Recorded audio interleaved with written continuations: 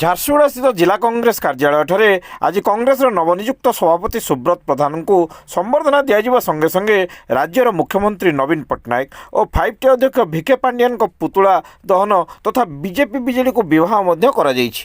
ପୂର୍ବାହ୍ନ 11ଟା ସମୟରେ କଂଗ୍ରେସ କାର୍ଯ୍ୟାଳୟରୁ ଜିଲ୍ଲା ସଭାପତିଙ୍କ ନେତୃତ୍ୱରେ ଜିଲ୍ଲା କଂଗ୍ରେସର ବହୁ ନେତୃବୃନ୍ଦ ଓ କର୍ମକର୍ତ୍ତାମାନେ ବିଭିନ୍ନ ପ୍ରକାର ସ୍ଲୋଗାନ ଦେଇ ସ୍ଥାନୀୟ ଗାନ୍ଧୀ ଛକଠାରେ ଏକତ୍ରିତ ହୋଇଥିଲେ ଏବଂ ସେଠାରେ ନବୀନ ପଟ୍ଟନାୟକ ଓ 5T ଅଧ୍ୟକ୍ଷଙ୍କ ପୁତୁଳା ଦହନ କରାଯାଇଥିଲା। ସେହିପରି କଂଗ୍ରେସ କାର୍ଯ୍ୟାଳୟ ପରିସରରେ ବିବାହ ବେଦୀ ସ୍ଥାପନ କରାଯାଇ ସେଠାରେ ହୋମ ଜଳାଇ ବିଜେପି ଏବଂ ବିଜେଡି ମଧ୍ୟରେ ହାତଗଣ୍ଠି ପକାଯାଇ ଦୁହିଁଙ୍କ ବିବାହ କରାଯାଇଥିଲା।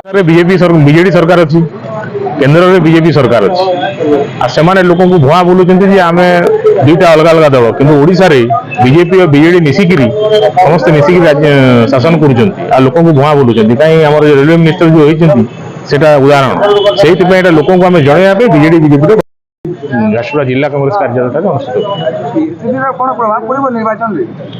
ନିଶ୍ଚୟ ଲୋକ ଜାଣିବେ ଯେ ବିଜେପି ବିଜେଡି ମିଶିକିରି ମାନେ ଭୁଆ ବୁଲୁଛନ୍ତି, ଓଡ଼ିଶାରେ ଲୁଟୁଛନ୍ତି ବୋଲିକିରି ଜାଣିବେ, ଲୋକ ପ୍ରଭାବ ପଡ଼ିବ ନିଶ୍ଚୟ।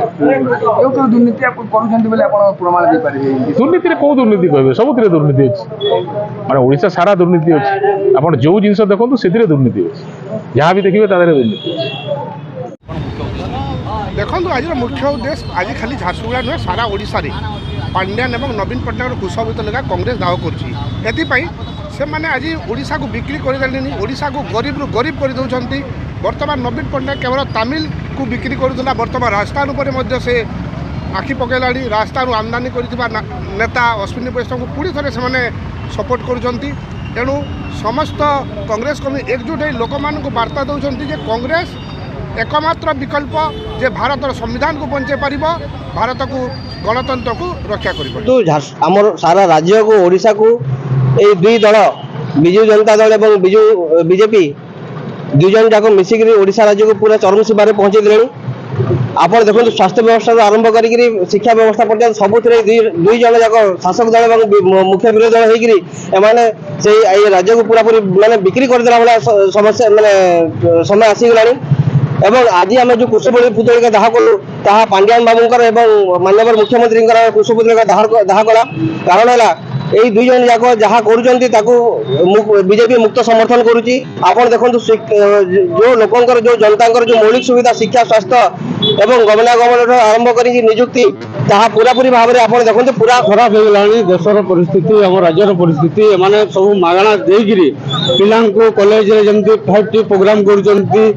ଆମ ଓଡ଼ିଶା ଢୋ ଓଡ଼ିଶା ଯୋଉଟା କହୁଛନ୍ତି, ଓ ଓଡ଼ିଶାକୁ ଢୋ ଓଡ଼ିଶା ଆମେ କହୁଛୁ। ନାଚ ଗାନ କରିକିରି ଭୋଜି ଭାତ କରିକିରି ପିଲାମାନଙ୍କୁ ପୁରା ମତେଇ ଦେଲେଣି, ରାଜନୀତିକରଣ କରିଦେଲେଣି। ସବୁ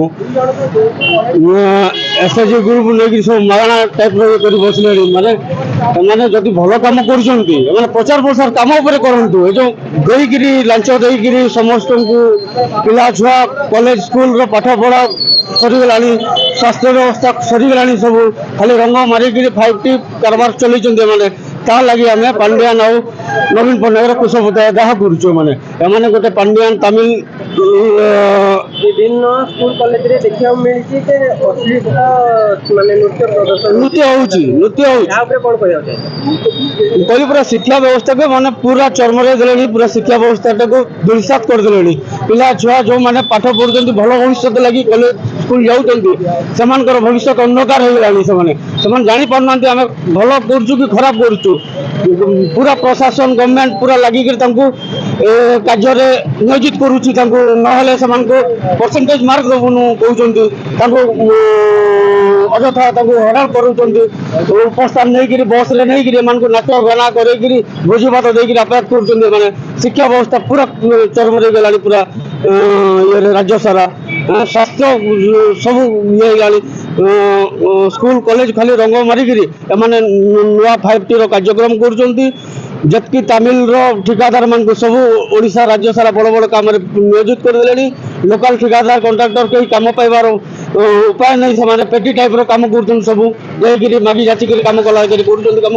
ସେଥିର୍ଲାଗି ଆମେ ତାଙ୍କର କୁଶପୁତ୍ତଳିକା ଆଜି ଦାହ କଲୁ। ଆଉ ତାଙ୍କର ଆଜି ବିଜେପି ଯୋଉ ବିଜେପିର ଯୋଉ ହଉଛି ତାଙ୍କର ବାହାଘର ବି ଆମେ କରୁଛୁ ଆଜି। ଯୋଉ ମିଶିକିରି ସେମାନେ ଜଣା ପଡୁନାହାନ୍ତି ରାଜ୍ୟସଭାକୁ ଅଶ୍ୱିନୀ ବୈଷ୍ଣବଙ୍କୁ ସମର୍ଥନ କଲେ ସେମାନେ ଜଣା ପଡୁନାହାନ୍ତି କିଛି ନାହିଁ। ଇଡି ସିବିଆଇ ଭୟ ଦେଖେଇକିରି ଓଡ଼ିଶା ସାରା 10 ବର୍ଷରେ ଜମା ଇଡିର କିଛି କାର୍ଯ୍ୟାନୁଷ୍ଠାନ ନାହିଁ। ଇଲେକ୍ସନ ଟାଇମରେ ଖାଲି ନାମକୁ ମାତ୍ର ଇଡିର ଇଏ ହେଉଛି।